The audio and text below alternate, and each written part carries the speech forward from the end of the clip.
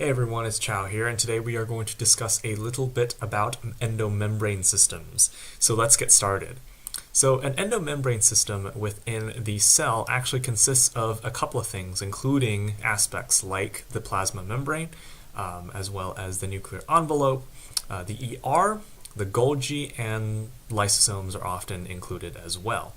And when we're talking about the endomembrane system, we're also going to be discussing things such as small vesicles that are formed, right, within the cell that are going to be shuttling various substances from one location to another. So for example, if we're talking about the shuttle system, we can think about maybe a protein that was produced in the ER. It has to be shipped to the Golgi, right, to be modified. And then, of course, ultimately it might be shipped to the plasma membrane and then somehow secreted from the cell. So these vesicles are very critical in the endomembrane system. But if we look at some of the more basic aspects of the endomembrane system, the one thing that we often discuss is this particular little fella right here, the nuclear envelope.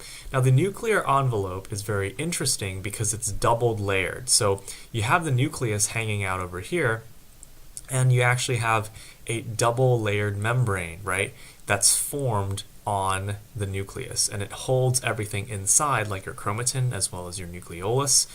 And it also has these little pores, right, that allow for sort of selective exchange of materials. So these nuclear pores that are found on the nuclear envelope will basically allow for that selective exchange of materials and movement across that membrane.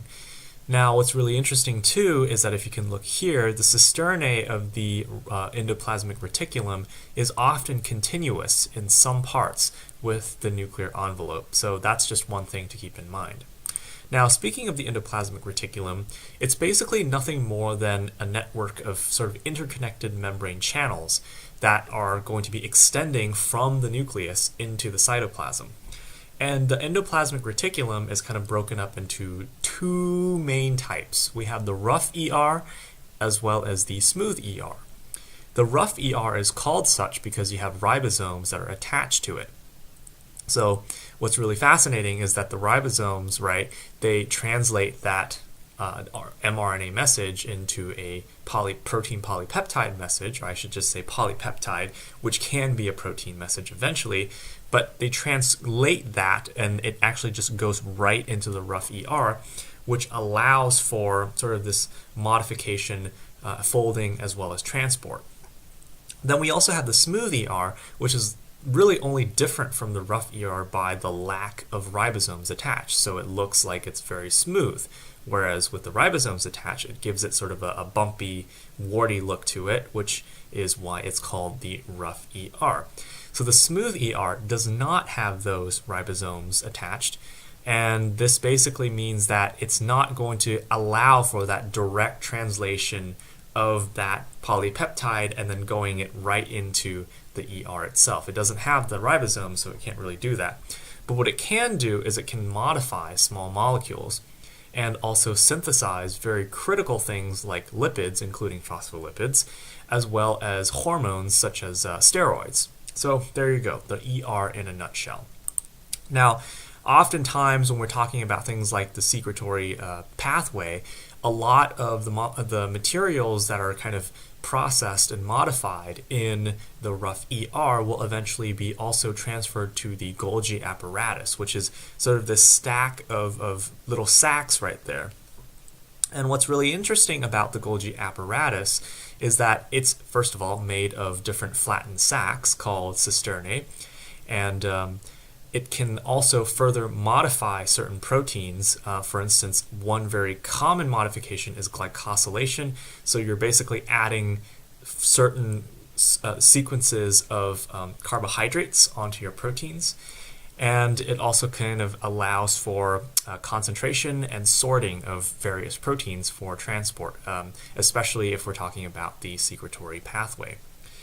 And then also trafficking. So it's ensuring, right? The Golgi is ensuring that each protein is being sent to the correct location. So if you're talking again about the secretory pathway, by default, you're going to be pushing that out into the plasma membrane and then out of the cell. But obviously, depending on the type of modification, it can be transferred to various locations. So in terms of trafficking, the Golgi also allows for that insurance that the protein that's being created, or that polypeptide strand that's being created, is being sent to the correct location. And finally, we can talk a little bit about lysosomes. There's not much detail that you have to know about lysosomes in general, but lysosomes are often created from the Golgi through various processes. But lysosomes actually are very fascinating in that they contain certain digestive enzymes.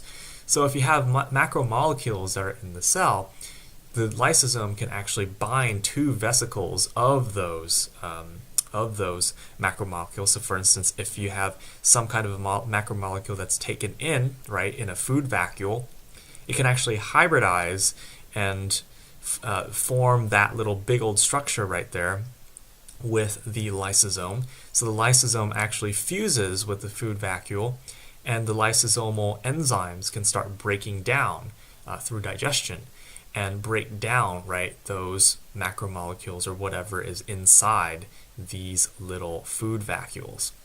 So we often talk about things like phagosomes, which is just a membrane enclosing certain food particles or particles that needs degradation.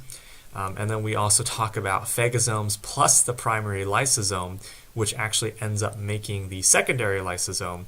And then in a more broad sense, right, you also have just the lysosome itself, which contain enzymes that hydrolyze molecules ultimately in the secondary lysosome. So just some terminology here, but generally speaking, you have lysosomes that are basically just little vesicles filled with enzymes that can fuse with other parts and other vesicles and vacuoles, and that can allow for digestion to occur. So there you go, just a basic rundown of some parts of the endomembrane system. Once again, thank you for watching this video, and I hope some of you found it useful, and as always, best of luck studying, everyone.